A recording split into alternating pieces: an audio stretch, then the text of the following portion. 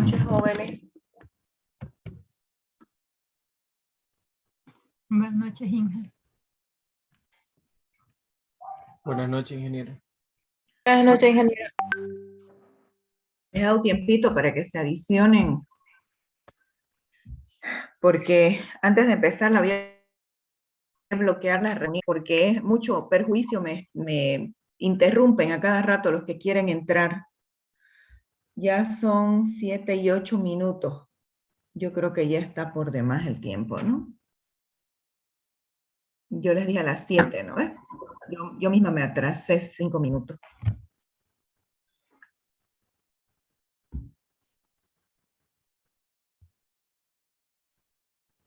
Ok, la voy a bloquear. Listo. Bueno, habíamos hablado de la importancia del agua en la última clase, en la primera clase que tuvimos. Ya a partir de hoy día vamos a entrar un poquito más en materia. Ya yo les fui dando algunos conceptos básicos que ustedes tienen que manejar, porque ya de ahora en adelante tenemos que hablar el mismo idioma. ¿Ya? Entonces, cuando yo les hable de líneas de conducción, de redes de distribución, de plantas potabilizadoras, entonces ya ustedes tienen que saber de qué yo les estoy hablando, ¿ya? Bueno, les voy a compartir mi presentación. Hoy día voy a habilitar el aula virtual. Ya. Voy a apagar mi cámara porque está muy lento mi internet. Hoy día voy a habilitar el aula virtual y voy a subir el primer módulo, ¿ya? Son mínimamente 8 a 9 módulos los que se hacen. Ya los últimos son... Ok, esto es lo último que habíamos visto, ¿cierto? Bueno, ahora vamos a hablar a nivel macro, porque para encontrar la pertinencia de la importancia del estudio del agua, solamente está en la venta del agua potable, como si los ingenieros fuéramos mercantiles, sino que también nosotros tenemos que saber cuál es a nivel mundial la importancia que tiene. La UNESCO plantea este gráfico sobre las necesidades de agua en el mundo, ¿ya? Y dice, a nivel mundial existen 3 usos alternativos importantes. El primero, el uso agrícola, el 70% del agua dulce se va a uso agrícola. El segundo es el uso industrial y el tercero y último sería el uso doméstico, ¿ya? El uso agrícola es el que más cantidad de agua ocupa porque es la producción de alimentos. Y la producción de alimentos es responsabilidad de los gobiernos a nivel mundial número 1. ¿Sí? La producción de alimentos, el fomento a la producción de alimentos debería ser para todo gobierno una prioridad. Porque donde no se produce alimento, hay hambre. Entramos en una recesión. Entonces, el productor de alimentos, la producción agrícola es fundamental en toda economía, ¿ya? Pero fíjense qué es lo que pasa después de este primer gráfico de acá, en la que la UNESCO plantea los usos alternativos, los 3 usos principales del agua. Fíjense lo que pasa en el gráfico del medio. Ahí hablamos de países de ingresos elevados. Cuando hablamos de países de ingresos elevados, hablamos de países primermundistas, ¿sí? Cuando hablamos de países primermundistas, fíjense el uso que le dan al agua. El uso agrícola solamente es el 30%, el uso industrial es el 59% y el uso doméstico el 11%. Fíjense cómo se invierte, ¿no? El uso agrícola es lo menos, porque ellos no son productores agrícolas. Normalmente los países industrializados lo que hacen es comprar la materia prima de nosotros, los países de ingresos bajos y medios, y ellos la industrializan y nos vuelven a vender ya con un plus, ¿sí? Ahora, cuando hablamos de países de ingresos medios y bajos, Fíjense, el uso agrícola del agua es el 82%.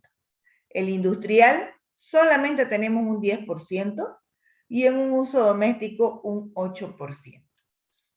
Ahora, ¿por qué es importante esto?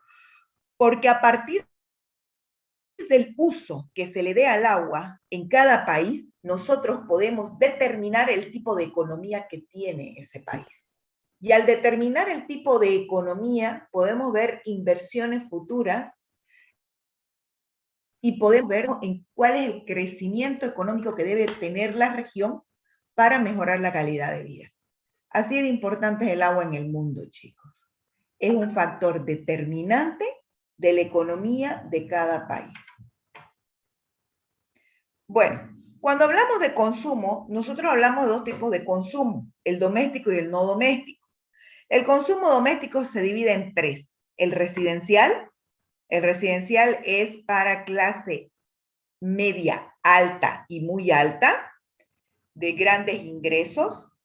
El uso medio, que es para la clase media, media baja, y el popular, que es para la clase socioeconómica más baja, los que tenemos menos ingresos.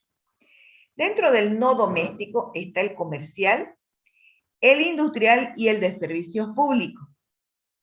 El de industrial, se descompone en dos. Las industrias pueden ser industrias de servicio, como por ejemplo un lavadero de autos. Ese es un uso no doméstico industrial y es de servicio, ¿sí?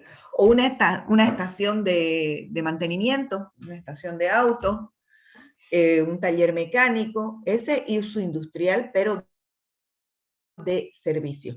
Dentro del uso industrial de servicio muchas veces también se cataloga a los colegios, a las universidades, ¿ya? Porque el consumo industrial es más alto, pero no producen nada, es un servicio que ofrece. Y el consumo industrial de producción pues, son para las industrias, las fábricas que tienen producto final. Bueno, estos son datos que les voy a dar. Ay, no sé por qué esto se me quiere ir.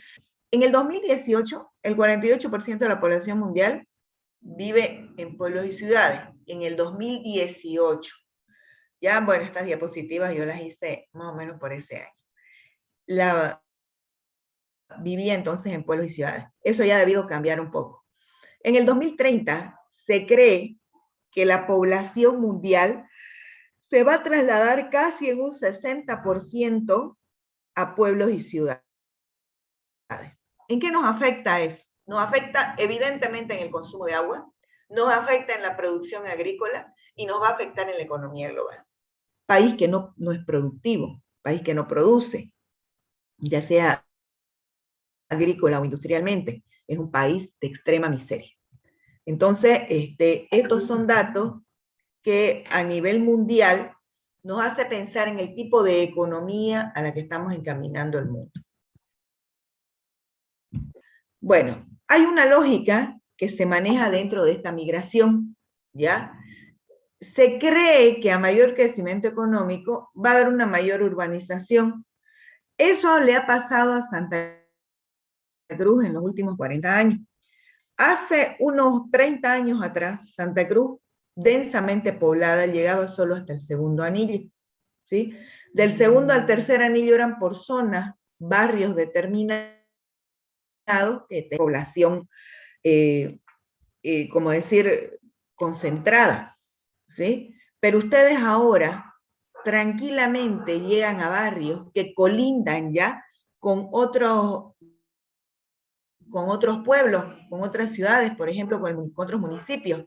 Santa Cruz y Cotoca, por ejemplo, hacia el lado oeste, ya en muchas partes ya se confunde, ya no está claramente demarcado. ¿Sí? Así que eso es lo que está pasando. Se cree que a mayor crecimiento va a aumentar también la urbanización. Bueno, pero ¿qué pasa cuando hay aglomeraciones? Cuando hay estas aglomeraciones, se cree que debido a los recursos económicos y a la economía generada, digamos, se va a contar con los recursos necesarios para instalar el sistema de abastecimiento de agua y saneamiento. Esto porque estos sistemas van ligados justamente a nuestros impuestos. Entonces, donde haya mayor concentración, evidentemente mayor pago de impuestos y se puede dotar de un mejor servicio. Pero ¿qué pasa, por ejemplo, en poblaciones claro, ya tendría que ser como una población como el Urubó. Urubó pertenece a Porongo, ¿sí? Ellos tributan en Porongo, pero sus oficinas y la mayor parte de su día la pasa en Santa Cruz. Entonces ocupan los servicios básicos de esta otra región. Sin embargo, tributan en Porongo. Entonces, esa es una de las mayores, como decirle, los mayores inconvenientes, los mayores roces que hay entre municipios justamente debido a estos recursos básicos, ¿ya? La OMS y la UNICEF ya hace muchos años establecieron que un consumo adecuado, dado el crecimiento poblacional que estamos teniendo en los últimos años, es de 20 litros por persona por día. Eso de forma mínima, ¿ya? Y además ellos establecen que debe proceder de una instalación situada a menos de 1 kilómetro de la vivienda del usuario. Esto para que en el traslado no se contamine el agua, no se pierda, etc. Y hay un abastecimiento digno de la población, ¿ya? Además que también estas instalaciones de dotación de agua sirven como un control para ver el consumo, si es excesivo o no, digamos, hay desperdicio o no, ¿ya? Sin embargo, en Bolivia, el consumo por persona va en el altiplano, en las regiones del occidente, que son regiones frías, desde 80 litros por persona por día. Ese es el mínimo, lejos de los 20 litros que establece la OMS y la UNICEF. Y en las regiones cálidas del país, como Santa Cruz, el consumo mínimo que ustedes hacen por día tiene un promedio de 230 litros por día. Muchos de ustedes van a decir, no, está exagerando la ingeniera, yo no me tomo 230 litros de agua, pero se bañan, me imagino, lavan autos, cocinan, lavan platos, dejan los baños con fuga, dejan los grifos mal cerrados, y como aquí en Santa Cruz hace tanta calor, a cada rato están abriendo el grifo, lo cierran. Todo eso produce un desperdicio. Al margen de que nuestras tuberías, las cañerías, la mayor parte ya están viejas y pueden darse muchas fugas también dentro de los sistemas mismos. ¿Qué nos hace pensar esta comparación con lo que vimos la clase pasada? No estamos bien. Nosotros hemos visto la importancia del agua y a lo que estamos tendiendo, a lo que es los crecimientos poblacionales. Entonces, estos datos a nosotros nos hacen pensar que tenemos ya que tomar conciencia respecto al uso adecuado del agua. Bueno. Las necesidades del agua en el mundo agrícola principalmente se va a los cultivos, a la piscicultura y silvicultura y al ganado. Estos son los tres principales fuentes de suministro de alimentos a nivel de agricultura. ¿Ok? Y como hemos visto que el consumo agrícola es el más importante, bueno, ¿la agricultura de qué depende? La agricultura depende de la lluvia en la mayoría de los casos. Depende de las tierras de regadío, por ejemplo, son una quinta parte de la zona cultivable. Ustedes tienen que dejar una tierra que les garantice el ciclo hidrológico, que tenga planta, que tenga árboles para garantizar el ciclo hidrológico. El riego, además, consume alrededor de un 15% del agua de uso agrícola, solo el riego, ¿ya? Y ascendiendo a 2.000 a 2.500 kilómetros cúbicos al año.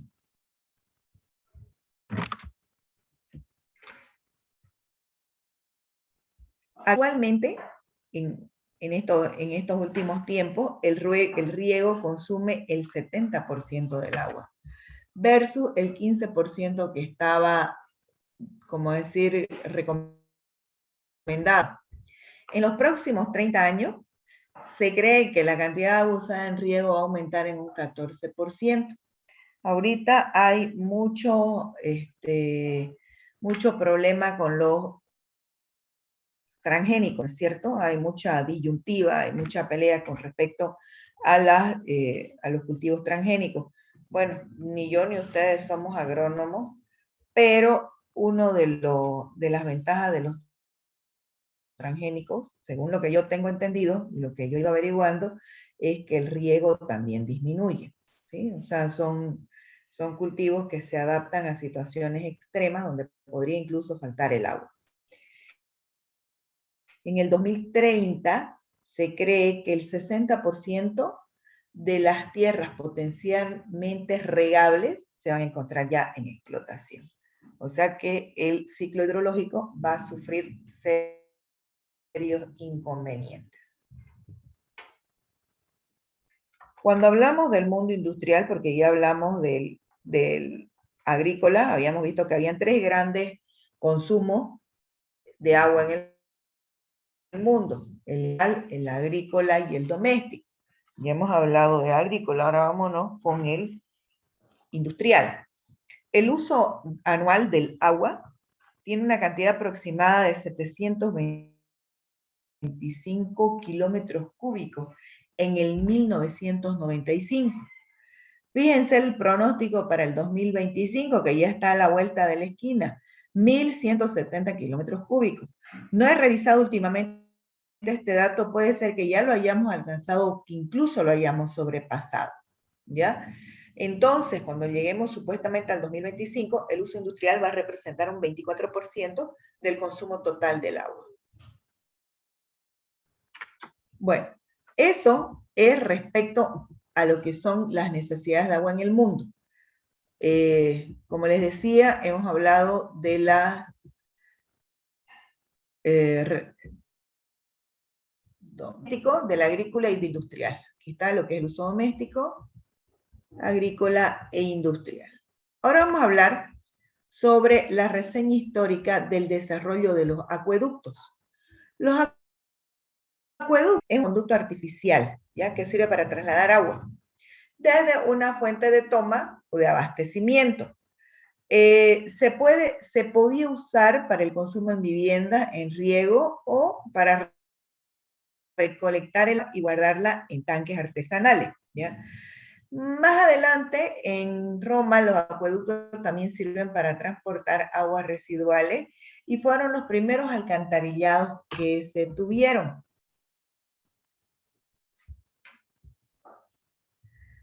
Estos son los más importantes, los más representativos, históricamente. El de Yerwan fue el primer acueducto construido en el año 700 antes de Cristo, en Nínive, fíjense, en capital de Asiria, 700 años antes de Cristo, ¿ya? Este era un sistema de abastecimiento de agua de 30 kilómetros de longitud para la ciudad de Jerusalén, que construye Ezequías, el rey de Judá. Está el de Aqua Appia, ese es el más antiguo de todos los conocidos y que se han desarrollado por el Imperio Romano. Fue debido a Apio Claudio el Ciego y se inaugura 312 años antes de Cristo. Este tiene una longitud de 1.6 kilómetros. Nosotros podríamos pensar que 1.6 es nada, pero debido a los tipos de construcciones que habían en esa época, es bastante. Ahorita yo les voy a mostrar un video para que ustedes se ubiquen. El de Aqua Marcia es el tercero en importancia. Este se construye en el 45 a.C., ¿ya? Este ya transportaba agua al nivel del suelo y tenía una longitud de 90 kilómetros, ¿ya? Ahora, avanzando ya más hacia la edad de Cristo, hacia la era cristiana, ya en el año 70 existían más de 10 sistemas que suministraban 135.000 metros cúbicos de agua al día. En Roma, debido a este crecimiento, ya empieza a designarse un superintendente de aguas. Antes de continuar, les voy a mostrar unos videos que necesito que ustedes conozcan.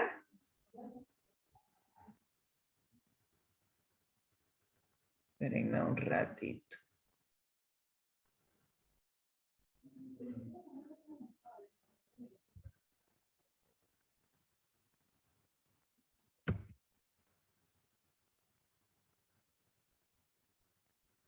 Creo que es este.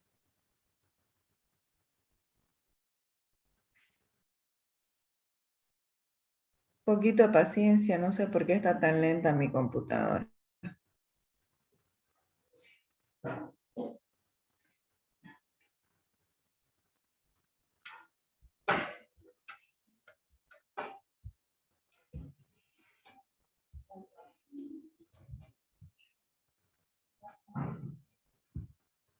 Ya.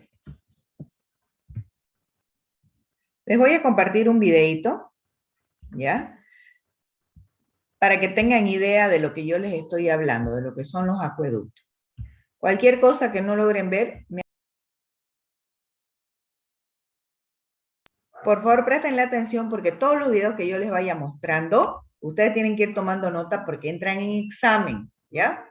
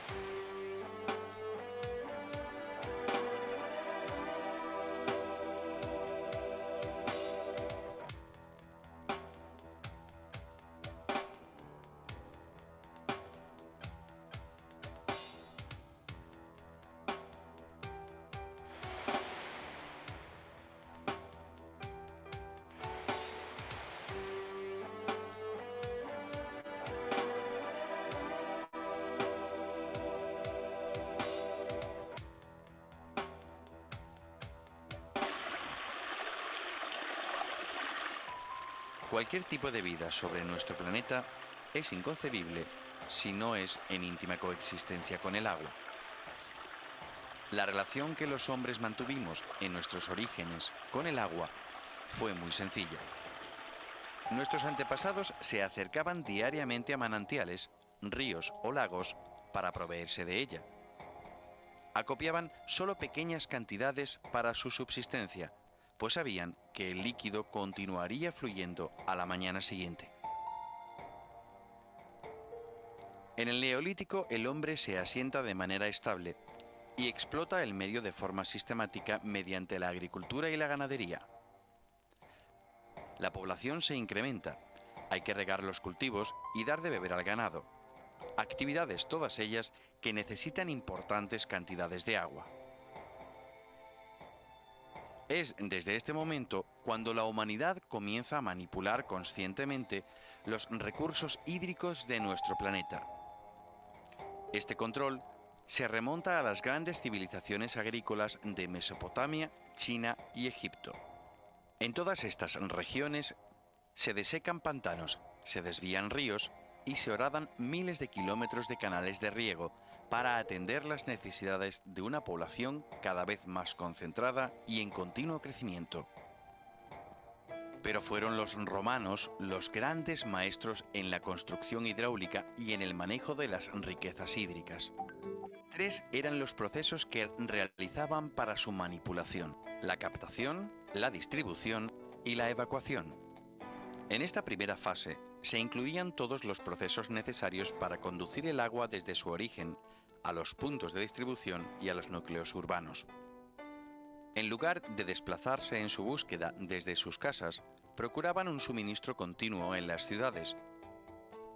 El trazado del recorrido debía ser planificado con sumo cuidado, ya que tenía que ser mantenida una caída del agua por gravedad para superar así todos los obstáculos naturales que encontrase a su paso.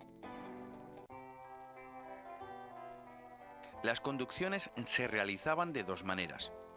Podían proyectarse bajo tierra o bien construirse elevadas del suelo.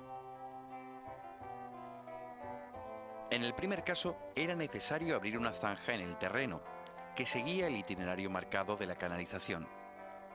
Las paredes de este corte se reforzaban con troncos de madera para evitar su derrumbe y dar consistencia así a toda la construcción. El suelo se pavimentaba y, a ambos lados, se levantaban sendos muros para la canalización del agua. Esta estructura se cubría con lajas de piedra y con tierra para su adecuada protección. Para elevar las conducciones sobre el suelo, se construían los acueductos. Estas obras se erigían situando robustos pilares a intervalos regulares, reforzados con arcos. Estas estructuras servían para sustentar un canal en su cuerpo superior por el que circulaba el agua. En muchas ocasiones, la orografía obligaba a flanquear valles y superar pendientes ascendentes. Para ello, diseñaron los sifones. La caída libre de agua por el brazo izquierdo producía una presión suficiente en el tramo horizontal para provocar que el agua ascendiera por el brazo derecho superando la pendiente.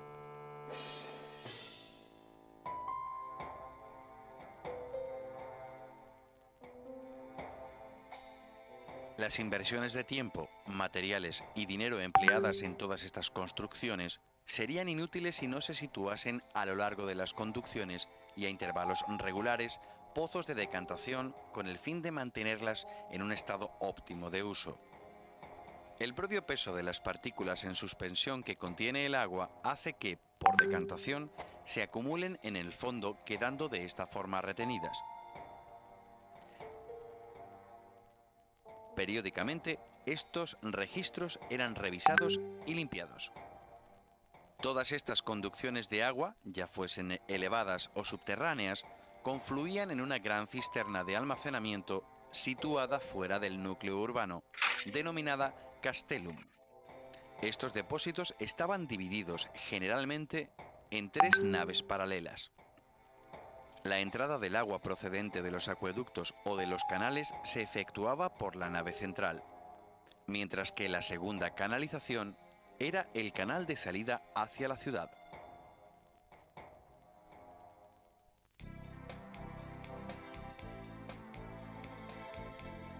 Pero, ¿cómo se repartía el agua a la ciudad? Desde el castellum se conducía bajo tierra al interior de la población. Allí fluía a través de las numerosas fuentes repartidas a lo largo de las calles. Surtía a los edificios públicos y también a algunas casas privadas. El reparto del agua dentro de la ciudad se realizaba a través de una compleja red de tuberías subterráneas.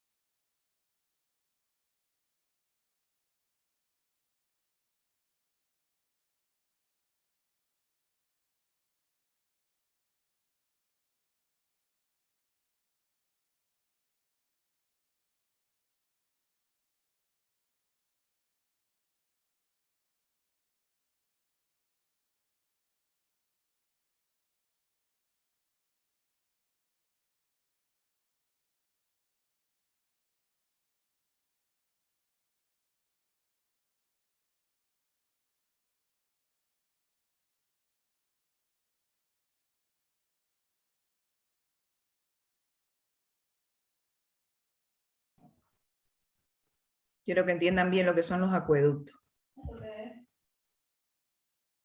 ¿Ahí está bien?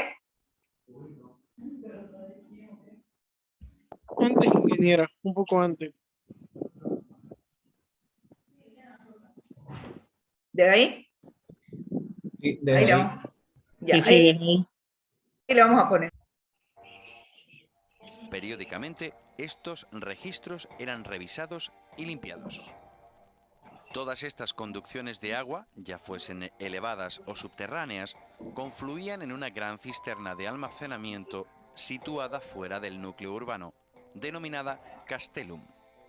Estos depósitos estaban divididos generalmente en 3 naves paralelas. La entrada del agua procedente de los acueductos o de los canales se efectuaba por la nave central, mientras que la segunda canalización era el canal de salida hacia la ciudad.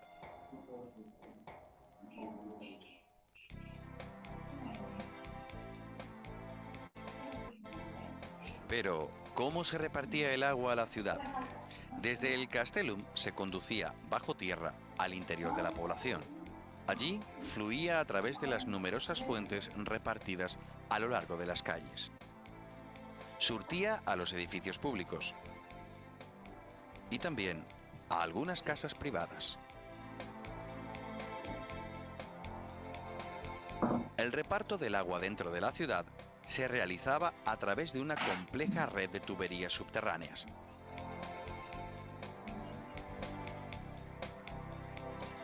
Los tubos eran fabricados en plomo o en cerámica. Las piezas de plomo se fabricaban partiendo de una plancha rectangular de dicho material. Sobre esta pieza se disponía un eje cilíndrico que servía para dar forma a la pieza a tornear. Las uniones se sellaban con soldaduras de plomo. Los módulos de cerámica se elaboraban en hornos especializados y poseían diámetros diferenciados en cada una de sus bocas para poder ser ensamblados. A través de estas tuberías se llevaba el agua hasta las fuentes públicas, situadas en la confluencia de las calles, donde se abastecía la generalidad de la población. Aquí vemos los restos de una de ellas en la ciudad de Itálica, cuyo aspecto pudo haber sido muy similar a este.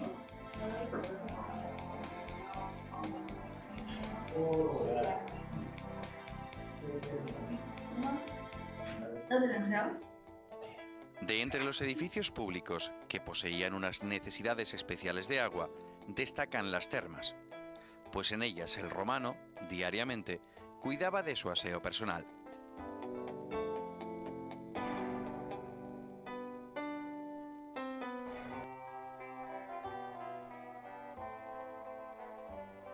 Eran raros los casos en los que las viviendas poseían un suministro directo de agua. Solo algunas familias acomodadas podían permitirse tal lujo, puesto que exigía la construcción de una canalización privada y el pago de elevadas tasas a la ciudad. Para salvar tales inconvenientes, estas viviendas disponían también de un aljibe en el que recoger y almacenar el agua de la lluvia. La lluvia era conducida a través de los tejados de las viviendas a un patio interior, donde se acumulaba en grandes cisternas subterráneas. Cuando el agua cumple su ciclo de uso en los núcleos urbanos, ha de ser eliminada. Para ello, se dispone de toda una red subterránea de cloacas que permiten verter las aguas negras en algún río próximo. Hay que tener en cuenta que el concepto de contaminación no se acuñaría hasta varios siglos después, y que ha sido esta nueva conciencia contemporánea la que nos ha permitido no solo reciclar el agua para otros usos, sino también devolverla a la naturaleza en las mismas condiciones iniciales en las que ésta nos la ofrece. A excepción de este último proceso, la actual gestión del agua es heredera de unas técnicas inventadas por los romanos hace ya más de 2000 años.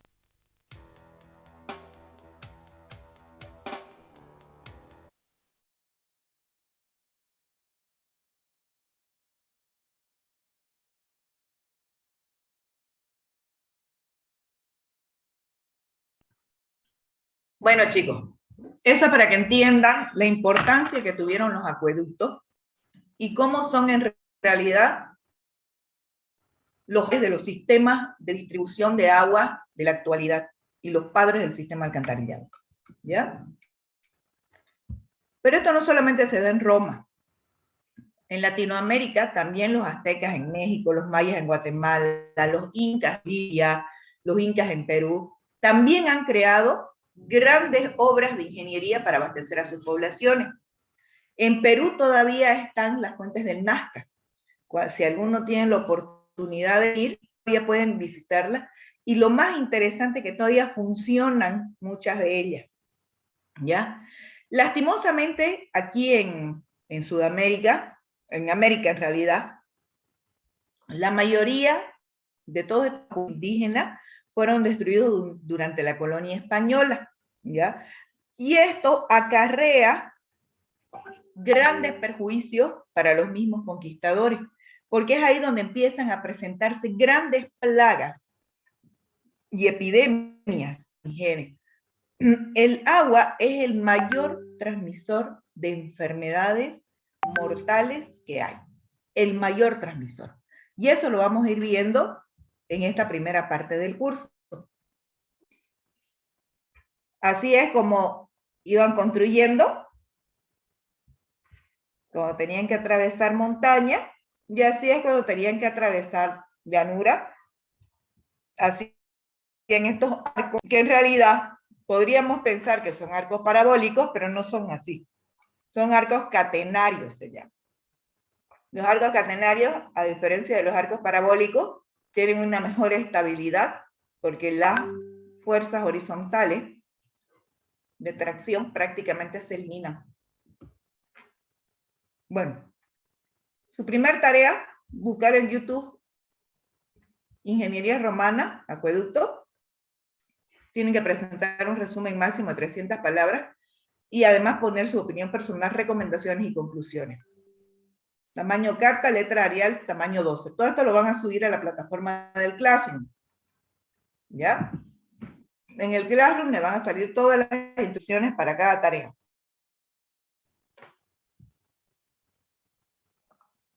El resumen de todo lo que hemos visto hasta ahora. Siempre vamos a tener una fuente de abastecimiento. Puede ser superficial o puede ser subterránea. Una línea de conducción hasta planta potabilizadora, hasta la planta potabilizadora y hasta el tanque de regulación. Y a partir del tanque de regulación, red de distribución. Esto es lo básico para un servicio de agua potable. ¿Ya? Ahora, fíjense que nosotros aquí hemos visto que en la época de la colonia ya se presentaron grandes epidemias en relación con el agua. Hoy día, en esta parte del mundo, en Sudamérica, se agrupan los problemas relacionados con el agua en grandes parámetros. El primero es la cobertura, ¿ya? Porque lastimosamente, pese a que hemos visto que es un derecho humano irrenunciable, la anterior clase, el servicio de agua potable no es accesible a un gran número de usuarios. La cantidad, muchas veces el recurso hídrico no es suficiente, ¿ya? Hay zonas donde la sequía azotan muchísimo. Aquí mismo en Santa Cruz, después de los incendios forestales que hemos sufrido en la Chiquitanía, el ciclo hidrológico y los acuíferos subterráneos se han visto seriamente comprometidos. Las mismas se forman como una capa impermeabilizante encima del suelo que impide que el suelo absorba las aguas de las lluvias en caso de que llueva, y se corta automáticamente todo lo que es el filtrado y la depuración natural de las aguas. Los incendios forestales a nosotros nos han afectado en la dotación de agua de aquí a varios años a futuro. La continuidad.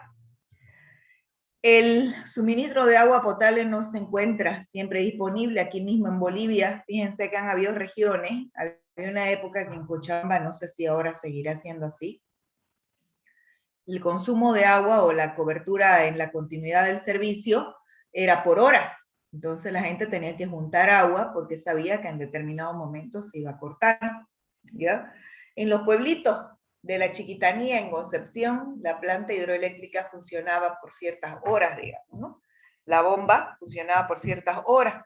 Entonces, llegó una hora en que se apagaba la bomba, entonces ya no había agua. Y la calidad, que eso es lo más importante. El agua que nosotros tenemos aquí en nuestra región no siempre es apta para el consumo humano. La cobertura del agua potable en Bolivia llega al 85%, cuando debería llegar al 100%, siendo esta una prioridad de los gobiernos establecida en varias cumbres mundiales. Fíjense que las comunidades de menos de 2.000 habitantes, las comunidades rurales, están cubiertas en un 66.3%, son 2/3 partes. Hay una tercia parte de la comunidad que no tiene el servicio de agua. Cuando hablamos de poblaciones un poco más grandes, entre 2.000 y 10.000, ya se cubren al 92.2%. Y las ciudades grandes como Santa Cruz, con más de 10.000 personas, están cubiertas solo en un 93.8%. Y en los últimos años debe ser hasta un poquito menos, porque el crecimiento de Santa Cruz es desproporcionado. Y ya ustedes han visto cómo en el contador de población mundial las personas van aumentando en una velocidad exponencial versus el estancamiento de los recursos naturales, porque los recursos naturales no, es verdad que son renovables, el agua ya se lo toma como un recurso renovable, pero no a la velocidad del crecimiento poblacional, y no es que aumente tampoco en su cantidad total, ¿ya? ¿Qué pasa con la cobertura ineficiente que nosotros tenemos? Esta mala cobertura no nos va a garantizar nunca ni cantidad, ni continuidad, y mucho menos calidad del agua suministrada, ¿ya? Principalmente esto se ha dado en nuestro país, en ciudades como La Paz y Cochabamba, que es lo que les decía hace un momento. En Cochabamba, sobre todo, tenían que, por horas, acumular agua. ¿Y qué pasa en Santa Cruz? Porque ya hemos ido del macro, hemos visto a nivel mundial cuál es la situación del agua, su uso, su importancia, la historia de la dotación de agua a nivel nacional, y ahora vamos a ver en Santa Cruz, ¿ya? En Santa Cruz el panorama no es nada alentador. Hace algunos años han venido empresas que señalan que el horizonte de extracción se garantiza solamente hasta el año 2040. ¿Qué quiere decir esto del horizonte de extracción? Normalmente hay dos curvas, ¿ya? La curva de consumo, a medida que pasan los años el consumo aumenta, y hay la curva de abastecimiento. A medida o de dotación de agua. A medida que pasan los años, la cantidad de agua va disminuyendo. Siempre esta tiene que estar encima de esta, pero en el año 2040, estas a cruzar. Ahí va a haber un equilibrio entre oferta y demanda. Quiere decir que va a ser exacta la cantidad de lo que tenemos para lo que repartimos. ¿Cuál es el peligro a partir del 2040? Que la dotación solamente está, bueno, yo le puse 22 años porque las hice en el 2018. Por ahorita estamos en el año 2021 hasta el 2040, solamente tenemos 19 años de garantía que la dotación del agua va a estar por encima de la demanda, la oferta. Una vez esto se cruce, el agua puede empezar a escasear. O vamos a tener que utilizar plantas potabilizadoras más grandes, con mayor tecnología, para poder potabilizar agua o descontaminar agua más rápido. ¿En qué nos incide eso? ¿Quiénes pagan eso? El usuario final, somos nosotros los que lo pagamos, ¿ya? Debido a esto, he estado estudiando la extracción en diferentes puntos para no agotar una sola reserva. Ahorita la reserva de agua para Santa Cruz está en el Urubó. Porongo está asentado encima del agua que tiene que ser de dotación para Santa Cruz, ¿ya? ¿Qué pasa con Porongo?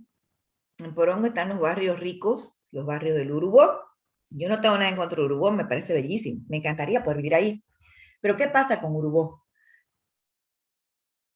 Pese que son barrios muy grandes, muy ricos, con casas fantásticamente hermosas, no han sido correctamente planificados.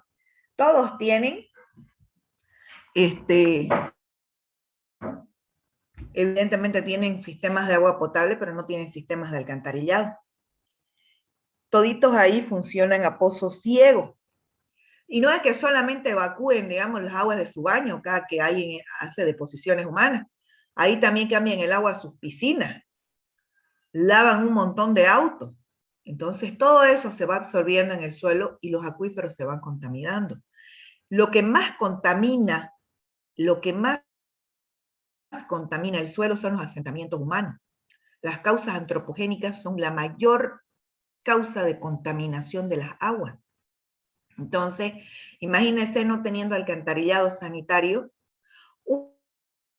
un pozo, una mínima filtración puede contaminar hasta entre 30 y 100 kilómetros hacia abajo. ¿Se imaginan eso? O sea, no va a haber agua que se salve. Eso que se menciona al proyecto Rosita como una alternativa. ¿Quién sabe entre ustedes a futuro hay algún ingeniero capaz de implementar el servicio, un futuro alcalde de Porongo, un futuro jefe de obras públicas que sea capaz de implementar un sistema de alcantarillado? Ahora, todos estos grandes problemas nos llevan a los desafíos del agua a nivel mundial. Estos son datos de la OMS, que ahora ya todo el mundo conoce que es la OMS, ya son famosos de que estamos en pandemia, y de la UNICEF del año 2017, miren que no está muy lejos, ¿no? Normalmente estos datos los actualizan entre cada 5 o cada 10 años. Actualmente hay 2.1 billones de personas que carecen de servicios de agua potable de manera segura, es decir, que garantice cobertura, cantidad y calidad.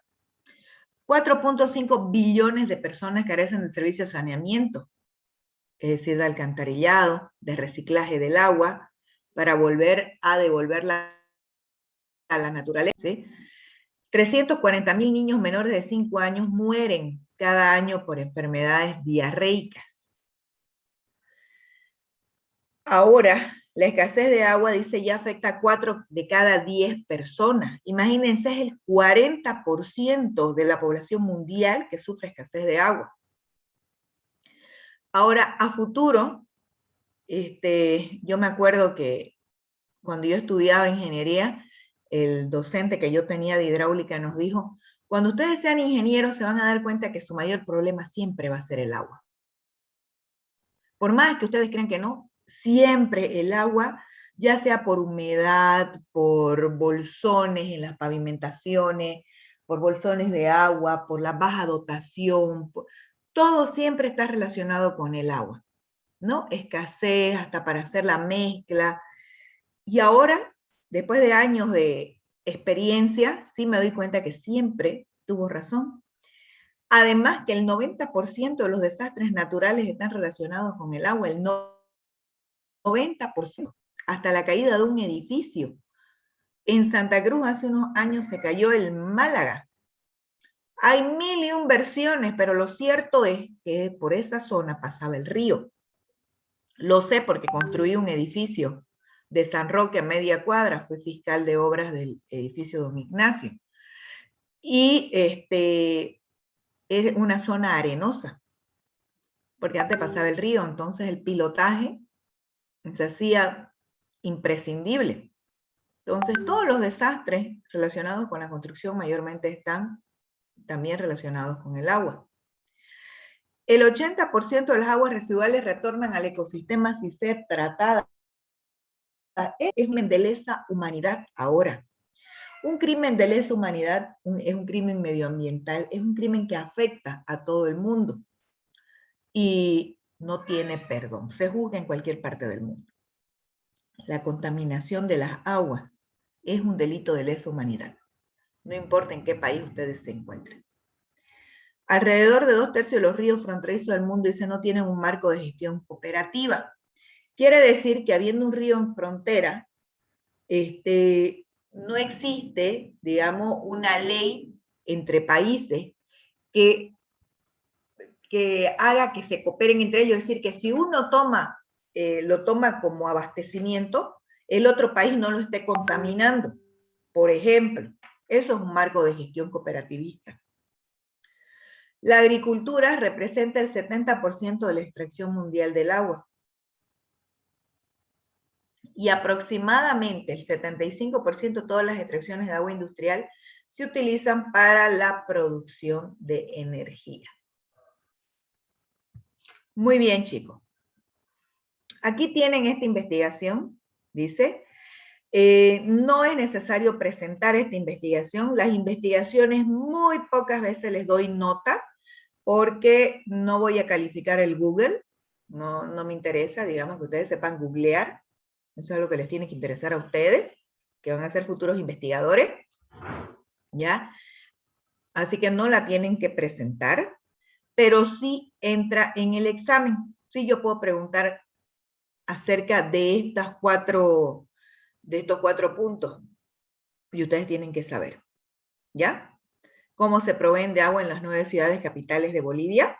No sabemos dónde les va a tocar trabajar, no sabemos cuál de ustedes va a ser el futuro de la hidráulica en este país, así que tienen que saber. ¿Cuánto de agua dulce hay realmente en Bolivia? Ese es un datito un poquito difícil de encontrar, pero lo han encontrado muchos de mis estudiantes. ¿Cuáles son las principales fuentes de contaminación del agua en Bolivia? ¿Y cuáles son las zonas de recarga de acuífero para la ciudad de Santa Cruz? ¿Ok? Esa es la investigación de este tema. Con eso terminamos la unidad 1. Como les digo, les voy a habilitar el aula virtual hoy en la noche para que ustedes puedan ir bajando el material. Yo todo se los voy a subir ahí, ¿ya?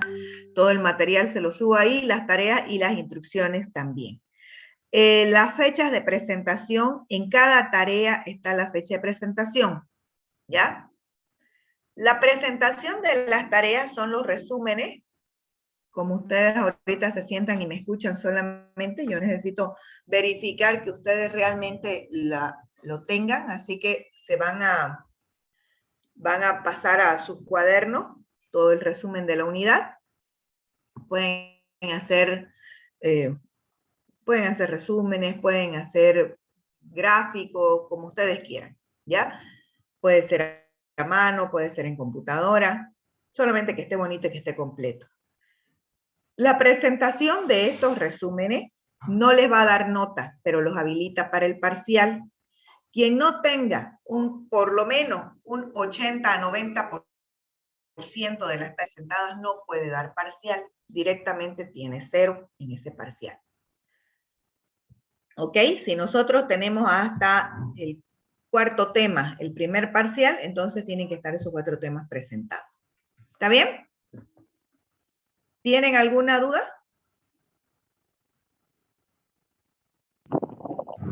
¿Ninguna? Buenas noches, ingeniera, disculpe.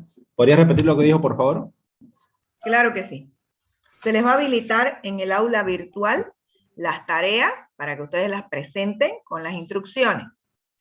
La presentación de tareas no tiene puntaje, pero los habilita para el parcial. Quien no tenga presentaciones de sus tareas dentro de las fechas establecidas, no puede presentarse al parcial. ¿Ya? Directamente yo se lo anulo. ¿Está bien? Además que eso me garantiza que algo van a estudiar. Una pregunta, otra? una ¿Sí? consulta. En la ponderación que usted dio, habían, creo, prácticos de que valían Sí. 15%. ¿Eso serían las investigaciones o qué? Algunas. Por ejemplo, la que estaba al final de las diapositivas que les he mostrado hoy día decía no necesitas presentar esta investigación. Esa no. En el Classroom les va a indicar cuáles sí.